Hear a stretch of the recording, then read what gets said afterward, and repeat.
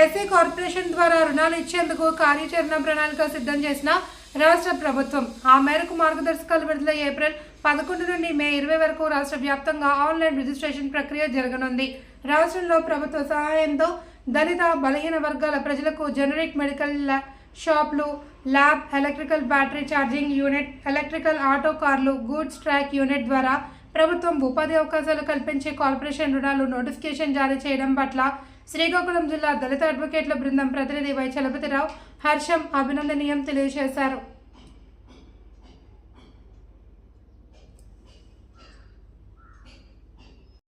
నా పేరు వై చలపతిరావు, శ్రీకాకుళం జిల్లా దళిత అడ్వకేట్ల బృందం తరపున మాట్లాడుతున్నాం. రాష్ట్రంలో అధికారంలో వచ్చినటువంటి కూటమి ప్రభుత్వం బీసీలకు, ఎస్సీలకు కార్పొరేషన్ రుణాలు ఇవ్వాలనే సంకల్పం, ఆలోచన చాలా మంచి పరిణామం. అందుకోసమే ప్రభుత్వానికి ప్రత్యేకంగా అభినందనలు, హర్షం అనేది వ్యక్తం చేస్తున్నాం. బీసీలకు సంబంధించి కార్పొరేషన్ రుణాలు ఇచ్చేటప్పుడు వాళ్ళకి 8 లక్షలు కేటాయించారు.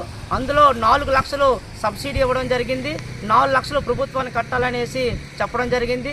ఎస్సీ కార్పొరేషన్ రుణాలకు సంబంధించి ఈ నెల 11 నుండి వచ్చే నెల 20వ తేదీ వరకు రిజిస్ట్రేషన్ ప్రక్రియ ప్రారంభం కానున్నది. అయితే వీళ్ళకి సంబంధించి 5 లక్షలే కేటాయించారు.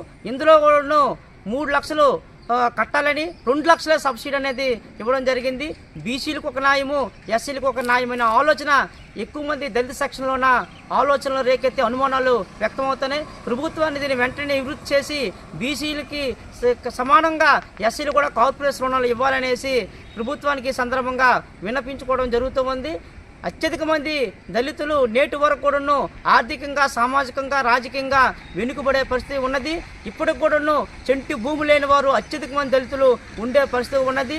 వీళ్ళకి సంబంధించి శ్మశాన వాటికలో కూడా ఊరు అవతల ఉండే పరిస్థితి ఉంది.